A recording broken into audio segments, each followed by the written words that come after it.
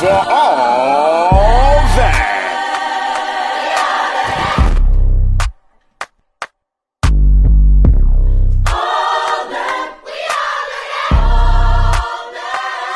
Let me see you. Ooh. Ooh. Let me see you. Let me see you. For 30 minutes, don't touch that dial. Don't interrupt right now.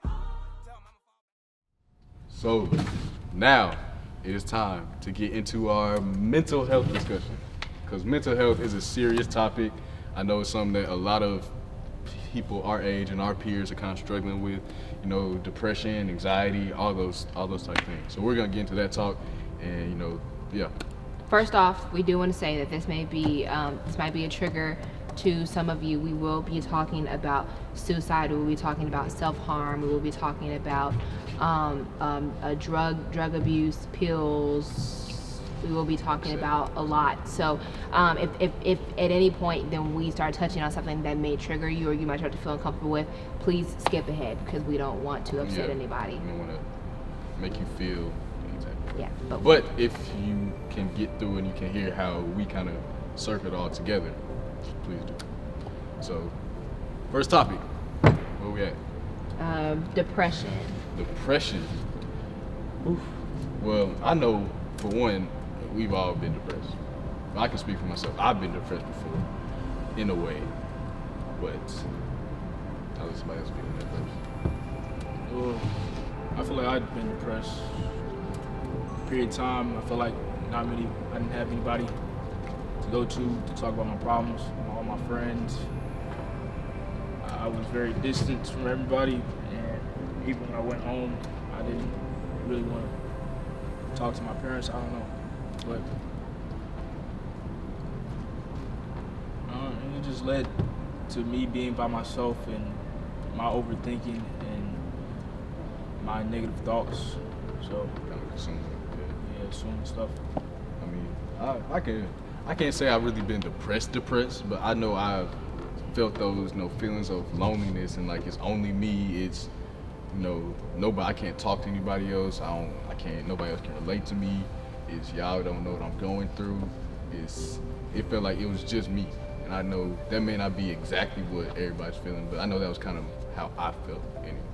I know I still kind of want to do things. I was still working and stuff, but it just felt like at the end of the day, all I had was me. Nobody else was really had my back or anything like that.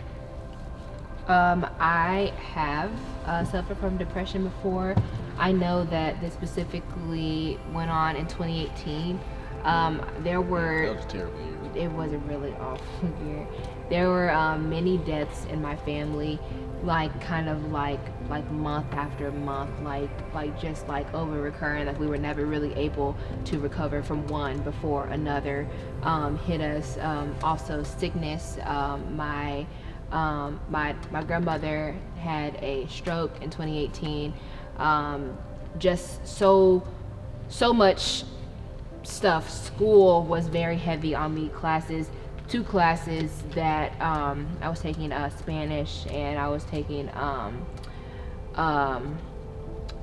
was it European history? I can't remember. But just really awful classes. And the workload was just real piled up, and I was always tired, and my depression made me irritable, tired. I was just moody all the time. I didn't really care about my appearance. My hair was just any sort of way, and I really couldn't find a safe place at home, in school, having issues with my friends, just arguments, being left out. And I really got to the place where I really felt like I was not wanted by anybody. And I think that really came to a peak actually at our lock-in, at our nudie youth lock-in. The one up at the big church, we had all this stuff. In 2018. And Uncle Reese came to perform, and he's up there, jamming. His ecstatic self. Yeah, and I was also, I'd also done some stuff. I was doing skits as well, but I remember the entire skit just felt like we just flowed through it. Like once I got off the stage, I didn't even really remember doing it. So I remember I asked Tony, who was there at the time, I asked Tony, I was like, did I mess up or anything? Because I genuinely could not remember anything, because I was just flowing through the motions. And so then when Uncle Reese ended up performing, then it was just a release. Like, we have these days here at New to You, these worship days, and I miss them, where PJ won't even preach because we'll start we'll start on one song and just another and another and another. You just like feel it. Yeah, and that's exactly how it was. And so then right there, I just like, and I'm not somebody who usually cries and shows my real emotions in front of people, especially people that I don't know like that. And there were so many people at the lock-in that I did not know, but there I was, literally like snot, crying, like bawling, like face down on the stage. And I'm also a little bit of a germaphobe, so the fact that like I was pressed to the stage, like people were like stepping on or whatever, like it was just like literally a release. Like that was not me. Like that was something in me. Like it was. I don't think I had any more tears left in me after that, and that was the release that had been building up for the past several months of me just holding everything in, because I didn't feel like I had anybody to let it out to. But what Uncle Reese was saying, what he was speaking, what the music was speaking, God was like, let it out, and he said, let it out, and it just came out. And after that, I'm not gonna say that I immediately felt better, and I didn't immediately get better. Yes, my moodiness and all that rolled over into 2019, but I would say that was definitely the climatic point of me being able to hear God and him telling me, you can let it out. Like you don't have to continue to put up a front and to put on a face. People can know that you are not okay. So as far as depression, it is okay to not be okay, but you have to be able to express your feelings, your pain. You have to open up to people that you trust, to your friends, to your family, and to, most importantly, God. Pray about it, because he hears. He's going to hear you, everything that's going on, and he will work on that, and he will work to help you feel better. I would definitely say that, even from Jasmine's perspective, thanks for sharing that, by the way. You're welcome. But it's like, sometimes you don't even know things about people who are close to you. Like, Jasmine was my good friend, and I didn't even know that, but I was there that night. I didn't even know she was. He like rubbed my back. Oh, I did? Yeah. Oh, I'm such a good friend. It was real sweet. Yeah. But yeah, it's like sometimes you don't, sometimes you don't even know like what people are going through. Like, even for me, I would say one of my biggest challenges just in life has been just a struggle between my dad's and my mom's house. It's always been like it always felt like I was being pulled back and forth, and I didn't feel like I had a home, and I just felt alone. And nobody really knew. I didn't really talk to anybody about it. I didn't express it. Everybody just saw, it's the, how'd I look? Was I still ugly then? I don't. Okay, I think I was still that the short, chubby kid, just funny looking. So nobody, I had to keep shaking my head. But yeah, it was a tough time because I just felt alone, and it was something I had to get out of, and it was something I always felt, and I still felt that even afterwards, but it's something that I felt like nobody could relate to, or nobody can understand. Nobody can understand my pain. Nobody. And I think I prayed about it, and I talked to somebody about it. I forgot who they were, but I felt it was a random person at school or something, but we were just talking about it and like, oh yeah, I know how you feel. So I feel like even in those times where you feel like you're alone, God will give you somebody or give you something to help you get through that. Give you somebody to talk to. Give you somebody to talk to, even if you feel like you have nobody. And even if you feel like nobody's there, when you feel like alone, he'll make a way. So even times like that. But, so yeah. Depression can be a scary thing, but I don't think it's a thing that we have to stay in. And I also want to add on that depression isn't just one idea.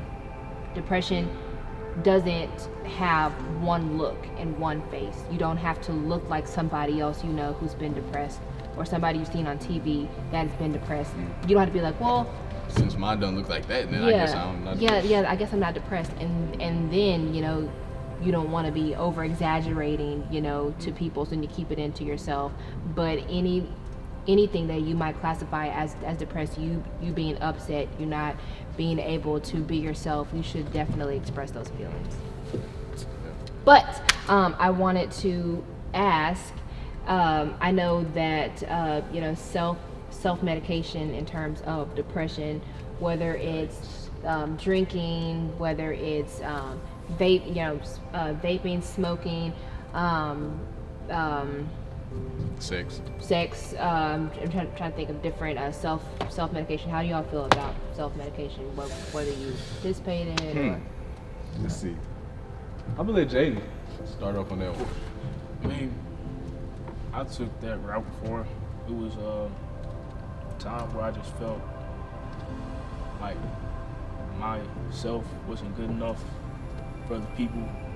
Anytime I went out in public and I had to talk to somebody else, I would always just feel awkward, and anxiety would just rush through me every time I tried to speak. And so I used to just use vaping, like not vaping, smoking, CBD, you know what that is? Yeah. That, and I just felt I used that as an escape for myself. So. Yeah. I mean, I know what he's talking about. It's like you don't see it as an escape, but in the end, you actually are just trying to escape. You see it as I'm just trying to have fun, I'm just trying to get turned, but really it's just an escape from feeling how you're feeling. I do use YOLO a lot. Like if I'm gonna Use drink, YOLO. I'm about to explain it. Like if I'm about to drink, then I'll be like, you only live once. Like whatever. Do it so you can look back and you can be like, hey, I did it. I did can tell it. my kids I did it. I can tell my kids I did it, but I think that even looking back, that was to fill up something that was empty, and I didn't realize it at the moment. But I think that now that I did drink to fill up a hole as far as my friends, as far as friendship, because several times my friends would be out and I would not be invited. So I would be like, you know what? I'm gonna have my own fun time. So I, take like 2 shots and I literally just like dance to make myself feel good. And at the moment, it felt great because I could not necessarily feel anything. But now that I look back, it wasn't me having fun. It was me trying to have fun because the people that I really wanted to have fun with didn't want to have fun with me. Yeah. So it's a slippery slope in a way. It's really, especially when it's something that you condone, it's something like you don't see as a bad thing. It can really go from like, oh, I'm just doing this like every blue moon to like I'm doing this just every single day. And I think that's when it gets like dangerous. So, but even then, even when you're trying to fill a hole or where you're trying to please other people, or even trying to forget about certain things or trying to get past certain things, I think at the end of the day, even after those things, you still feel bad. So it doesn't really help anything at all. It's temporary. Whereas when you have God, it's more of a fulfilling type thing, in my opinion. Yeah. Who's next? So let's see what else is on. So this is once again a trigger warning. We're about to start talking about physical harm, so to like cutting and such. And so again, if this is difficult for you, please just skip ahead. But I personally have never even had the feeling, the urge to cut, and I'm so thankful for that. But I do know, like I can't imagine what is going on through people's heads when they do, because it seems like it seems like something so far away for me. So I can't relate. Like I don't have anything to say. Yeah, like even me, I know, like I know people who cut themselves. I've known people who commit suicide and things like that. And at the end of the day, it's one thing I don't think, when it's for suicide at least, one thing I don't think that's really going on is that I don't think people are thinking how that affects others, or how that affects, because I've seen like how devastating that is to their friends, and I've seen how some people just never recover from seeing things like that, and seeing their friend in a casket and things like that. And I mean, it's those types of things that kind of scare me, and because I'm kind of a people, not really a people pleaser, but I just care about people in general. And thinking about and seeing people like that and seeing people in that much pain is hard for me, because it just seems like there's no way that you can help. It seems like there's nothing you can do. You can tell somebody, you can do something, but it never feels like it's enough.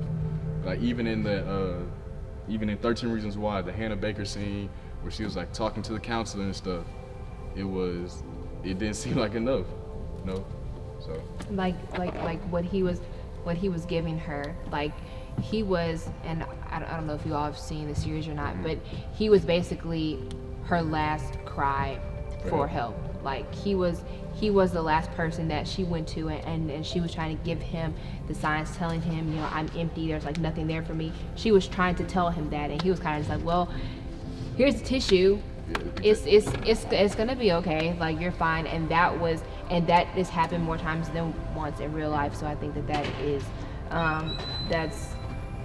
that's definitely something that's not okay. So also keep in mind that when somebody comes to you, don't necessarily brush everything aside. I will say that just like a small side note. What about you, Drew? Ever know anybody, something like that? I would say that's definitely something that's a big topic, because I know that's something that for our generation is really prominent, or something that's affecting our generation in a way. I think people just get in that state, that depressed state, and then they don't see a way out, and they don't see a way of any help. But I feel like if they had God, if they had something to help them not feel alone, or something to help them see that they're not by themselves, or they don't have to do this, that it would be different. I do agree with that. Let's see here. Okay, so there is the subject of abuse. So not you necessarily abusing others, but you putting yourself in harm's way because you feel like you are deserving of it. So what I really identify with would probably be toxic relationships.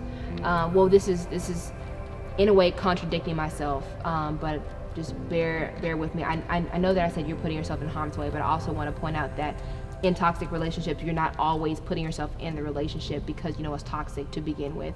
But when it gets to the abuse point, is when you know that it's become toxic, when you know that somebody does not have your best interest at heart, and that they're really not there for you. They're going to say whatever they want to you, or in some cases do whatever they want to you, and you know that it's wrong, but you continuously go back.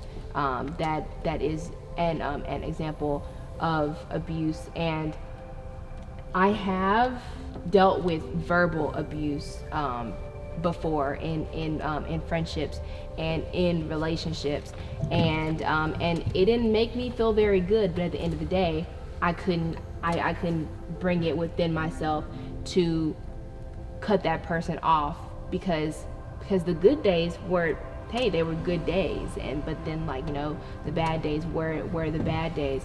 And so I think that in those moments when you are suffering with these abusive relationships, please pray about it.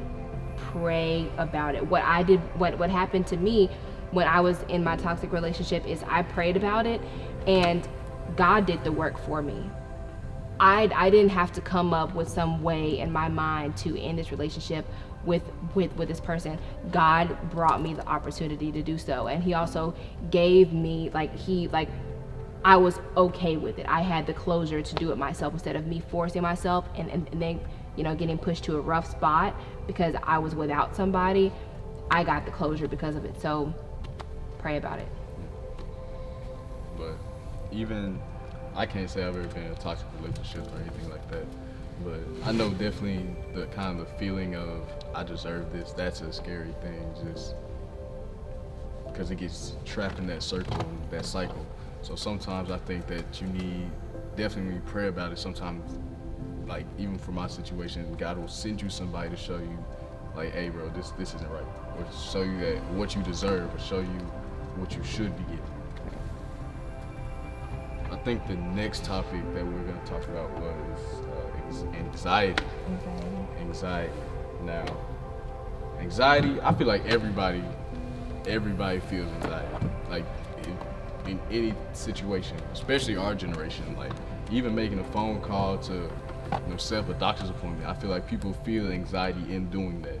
And I know I felt anxiety just in going to the store and going to the cashier and checking out for groceries. It's like it was like having that talk. I've kind of grown out of it now, but it was always that conversation, like, I don't know what you want to talk about. I don't know what we're supposed to do. You can just scan my groceries and I'll be out of here. So it was always but it was always that. But I feel like the thing that kind of got me out of that was putting myself in more situations like that, where it kind of forced me to have to learn how to do that, how to learn to have that small talk and things like that.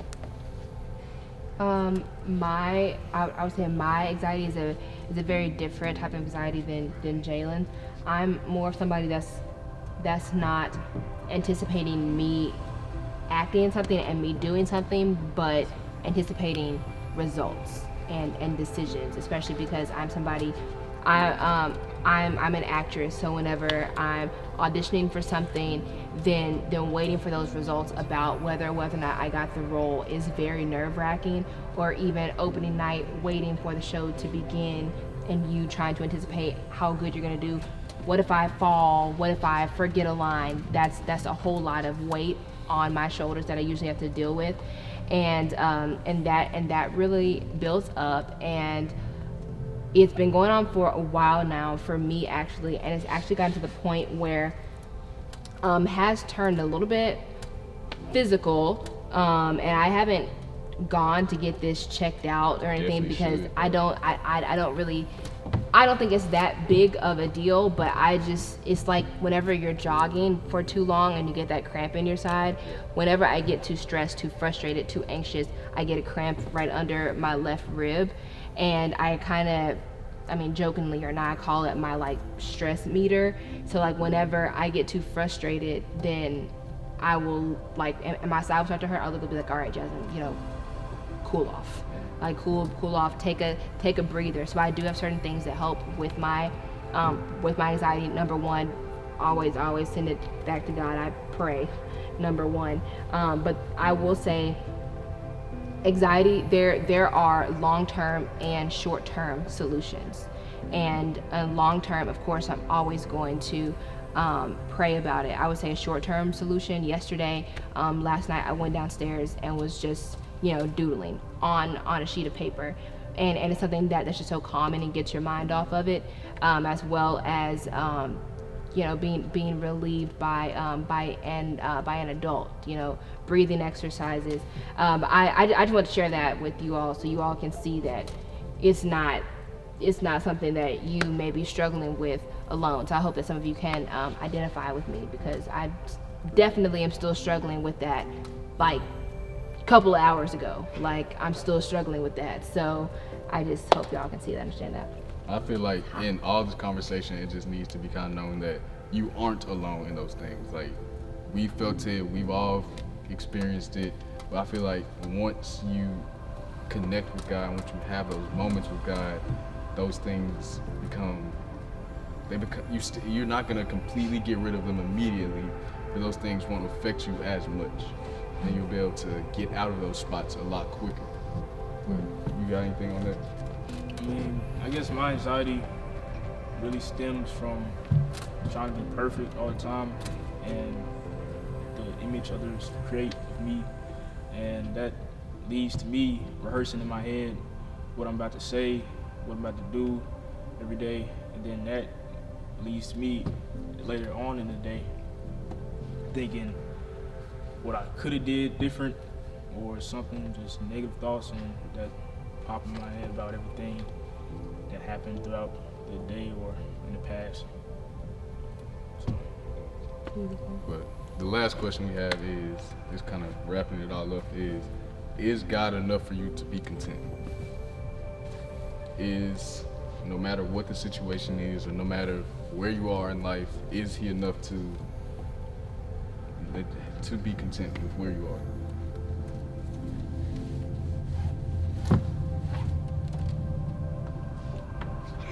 That's what I'm thinking. I'm gonna say completely honestly, yes and no. I think it really depends on what's going on in my life. I think it really depends. There was an instance over the summer, like the beginning of quarantine. I was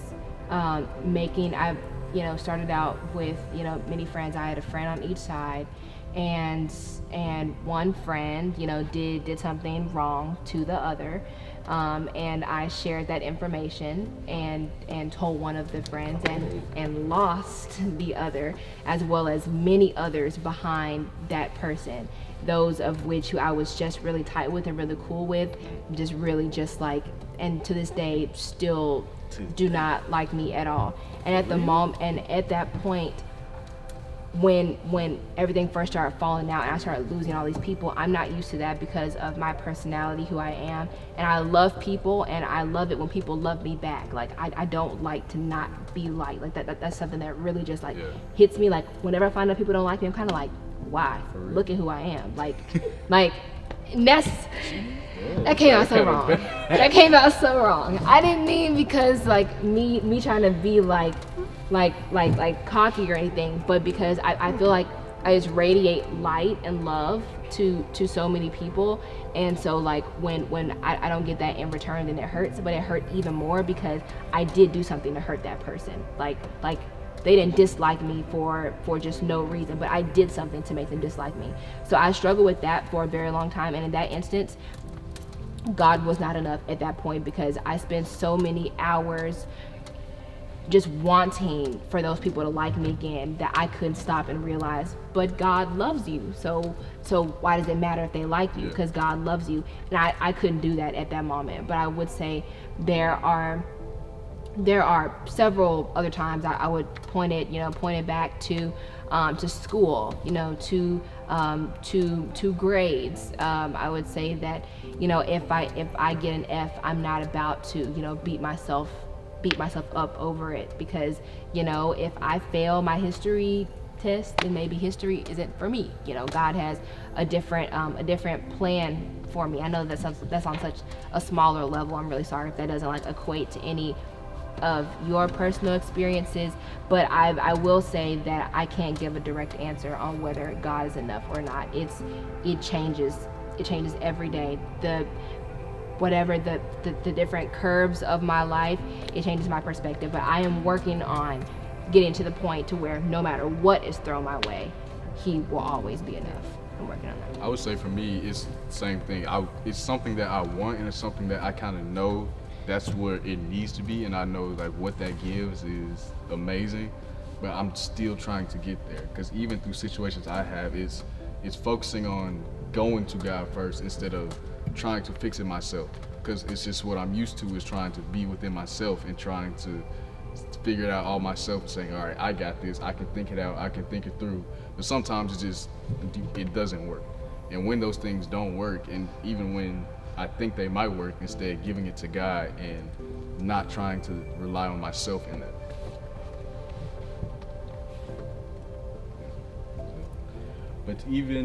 But also, last question. Do you believe as Christians we feel we are bound to the circumstances we're going through, or the truth and strength in that God will get us through? So basically saying, if we're going through issues or through problems, are we stuck to that issue forever, or God change it, force to get us through it?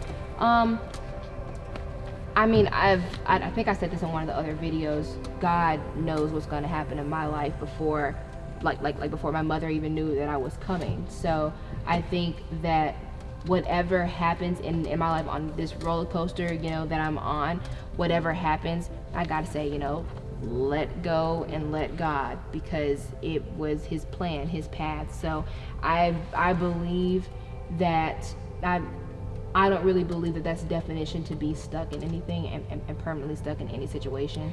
I think that that if you are stuck in something, then you're meant to be stuck in it, because there's something to learn from. Because he, you are there for a reason. You're there to learn something and to grow from something. But That's also, my also I was gonna say, the verse Philippians 4:13.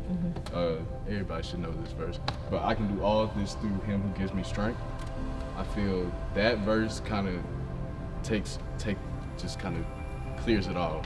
At the end of the day, no matter what you're going through, or no matter how deep it feels you're going through this, or how serious it is, or how big it is to you, at the end of the day, God can help you get through it, no matter what. And that even raises the question of, do you think your problems are bigger than God? Or do you think that there's anything that God can't handle? And I don't think anybody can say that. So if that's the case, then I feel like we need to realize and we need to ask ourselves, why is it that we don't give those things to Him? And I know for me, it was just kind of me and my selfishness and thinking, oh, I got this, or I can do this myself. I feel like it could be also impatience. Like, yeah, you feel like it's taking too long. Mm-hmm. If it's not going to change, I'm just going to take action myself and try and do it. Yeah.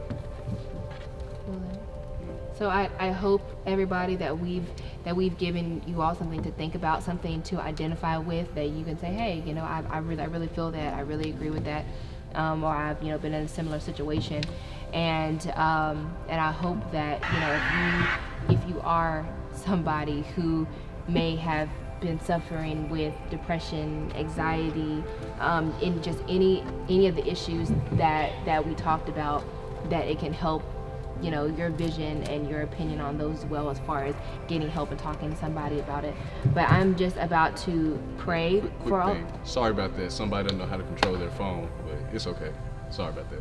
I was trying to ignore it to go with the flow, Yeah, I'm sorry, I couldn't ignore it. it's okay. Jalen had to come in. It's okay. Cool. It's fine. We'll talk about it later. It's all right. It's But all right. Go ahead, pray us out. I'm just going to pray for us all. So if y'all bow your heads for me. Dear Heavenly Father, we come to you right now to say thank you, God. God, we want to tell you that we love you, that we recognize that even though you are enough, sometimes we may not see that. We may not see it at first, but that we are striving to see you as enough, no matter what our circumstance may be. We thank you for everything that you've ever gotten us through, done for us. We thank you for constantly loving on us, for keeping us safe, keeping us protected. And we just ask that whatever pain we might be going through, whatever depression, whatever anxiety, we ask that you touch us, and that you let us know that you're there with us, that you're walking with us every step of the way. And so we ask that at the end of the day, that you hold us. And it is in your Son's name I pray. Amen. Amen. We love y'all. Thank you. We'll see y'all next time. Have a great week. Yeah. My legs.